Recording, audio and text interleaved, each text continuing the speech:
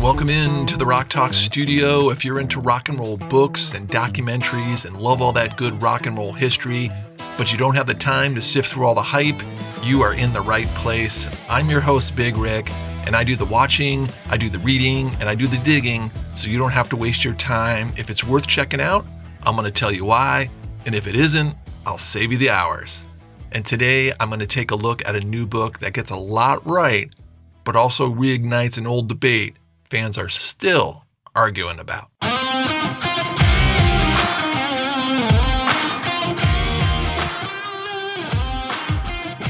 This book is not an easy or a casual read, and it won't be for every Robbie Robertson fan.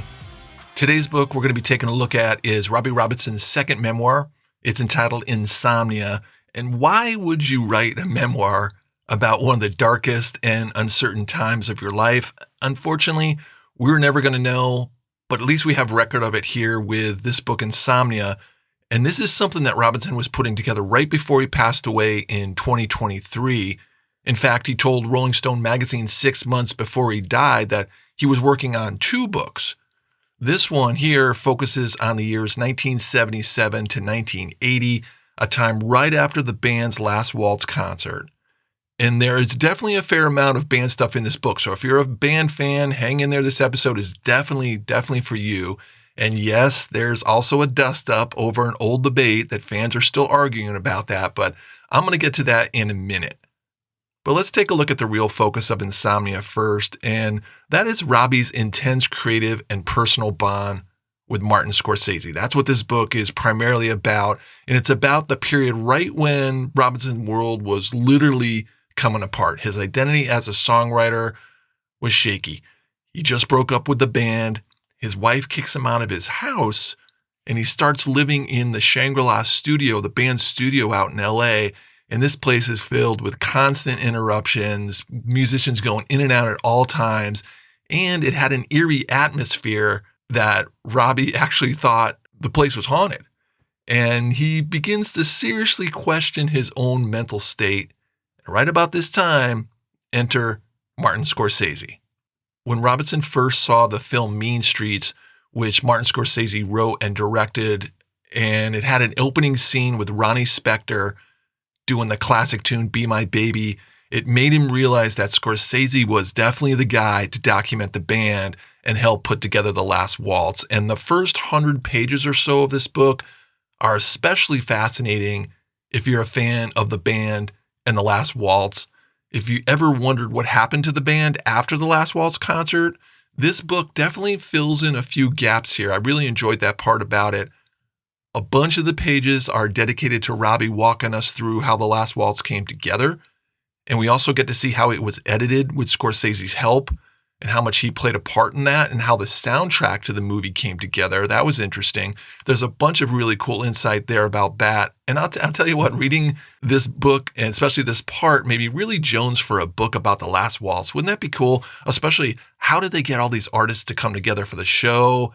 It would really be a fascinating read to hear about, all those other artists telling their side of the story and what that was like. I don't know, it just made me think a little bit more about the Last Waltz. But the heart of this book is all about Robertson's relationship with Scorsese. And the rest of the book, after those first 100 pages, tells of the close to 2 years that they lived together. And they would be traveling around to award shows. They'd be going to art shows, film festivals, museums, and concerts. But mainly what they were up to was staying up all night, watching a ton of movies, doing a ton of drugs, and partying like crazy. Robbie puts it in the book that everyone involved was living in a dimension of madness. He also said, there were times in this period I thought when Marty and I both felt that all we had was each other. And he describes what he calls kind of a vampire life that him and Martin Scorsese were living, staying up all night, barely sleeping, and living in a strange creative twilight. Scorsese loved film and music, and of course Robbie could deliver the rock and roll lifestyle for him. I thought it was an interesting subject matter to cover in this book. It's not the most pretty of pictures. There's a lot of drugs. There's a lot of womanizing and reckless behavior that doesn't paint Robertson and his running buddy Scorsese in the best of light. But I think that's what makes this an interesting approach for a memoir, because you do get to see behind the scenes of what was going on and a kind of look at not the most favorable view, even though they were highly creative. It definitely doesn't paint Robertson or Scorsese in a great light. Actually, Dominique Robinson, Robbie's wife, summed it up really well in the afterwards, where she talks about how this book is just a snapshot of a time and a place, a turbulent time and place for Robbie. Okay, now I need to talk to the band fans out there and the Dylan fans, because there is material in here about both of them, especially the band, of course. You get Robbie's frustration a lot with the band in this one, especially Levon and Richard Manuel. I know, big shock there. And I'm not here to stir up a bunch of who's more to blame with things between band members, especially Robbie and Levon. There's a lot of different ways to look at that. But what I do want to point out, because we're talking about this book particularly, is you get to see how Robbie was feeling about leaving the band in here and dealing with the band afterwards and the different band members right after they did the Last Waltz concert. And then for a few years after that, you get a glimpse in how the relationships were going between the different band members and Robbie.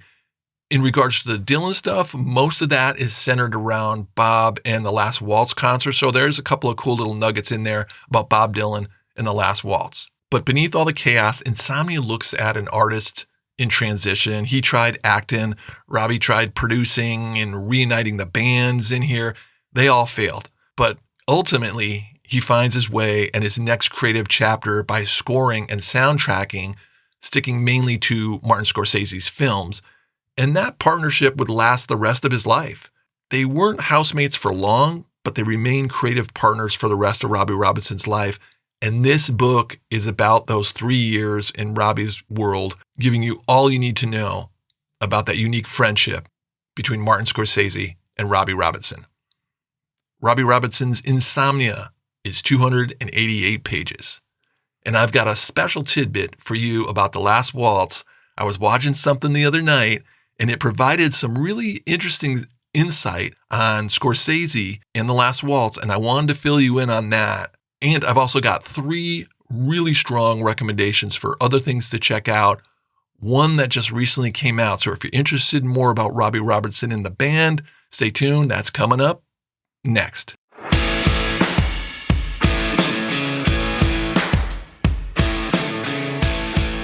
Before we jump into that Robbie Robertson band stuff, I just want to ask you a quick question. When you're looking for a new rock and roll book or documentary, where do you go? Well, if you're new to the show, if this is the first time you're listening, you can drop in here every Tuesday for a recommendation for a new rock and roll book or documentary. And if you're a longtime listener, forget about the Googling, forget about the ChatGPT looking for where to find information about that. I've got you covered. I created a newsletter called the Rock Talk Studio Blast. It comes out once a month, and it keeps you plugged into what's new, what's worth your time, what's coming down the line. I get a lot of exclusive information about new releases. There's no clutter, there's no spam, it's just the good stuff. It drops on the last Friday of every month, and it's free. If you want to get on the list for this newsletter and get the latest information about all the new upcoming stuff, there's information about Kim Thayil from Soundgarden. He's got a new memoir coming out. There's a new Paul McCartney documentary about his time with forming Wings. There's also a new documentary about Eddie Vedder coming out.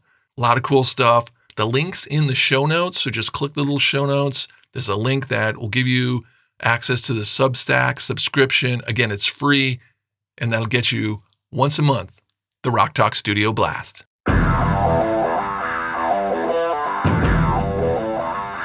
I mentioned The Last Waltz a lot in the review, so I wanted to start there and share something I saw the other night.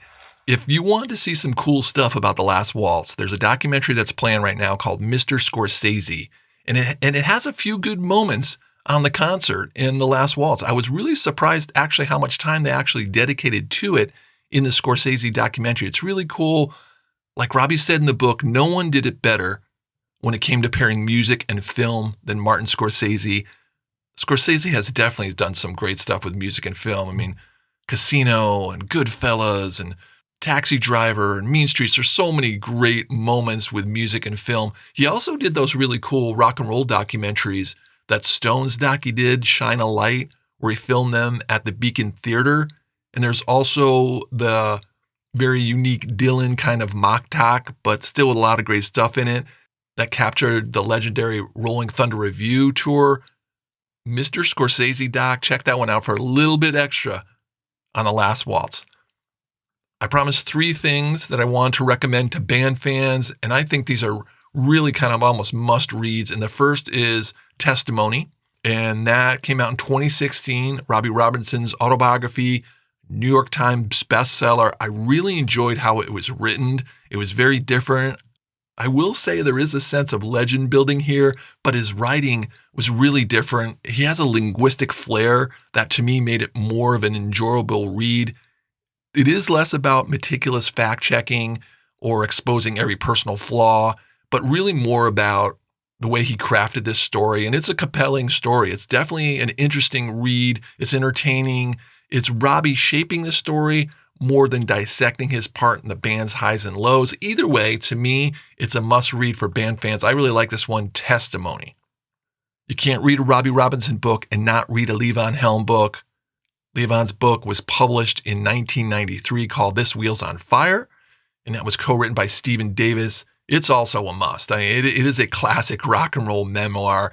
It offers a very different perspective from Robbie's testimony, and unlike Robertson's book, Helm doesn't polish the story to protect his image. This one's raw, it's candid, and it's gritty. Levon is more frank, and he talks about the conflicts, especially the tensions between him and Robertson over songwriting credits and leadership, and that is what I know a lot of people have issues with Robbie Robertson and Levon. I get it. Levon gives more warts and all view of his life and his band, and if you haven't read it, you'll see why there is people on Levon's side, and then you'll see why there's people on Robbie's side. Either way, both of these autobiographies are really good. You've got Robbie's, and then you got Levon's. Got one more for you. It came out last year, and it's really cool because it focuses on Richard Manuel.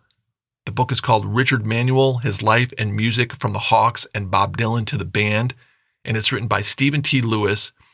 If you want to hear the full review, and if you want to learn more about this book, I did a review of it. It's in episode 68 in the archives. You can go back and check that out. And what I liked about this book is it just doesn't shy away from Manuel's personal battles with addiction and inner turmoil at all. The author did a really good job of being very forward with that, but while also celebrating his artistry and that beautiful, soulful voice and songwriting. Manuel is often overlooked, but with this book, he gets the full attention he deserves. It's a great addition to the overall story of the band, and that'll give you a really nice trilogy, Robbie, Levon, and Richard. I hope you enjoyed today's show. I love talking about the band. They have such a high place in the history of rock and roll, especially with the addition of this new Robbie book. It kind of fired me up again, talking about them. If you're a band fan, there's a lot of great stuff to get into. Put on a good band record and dig in.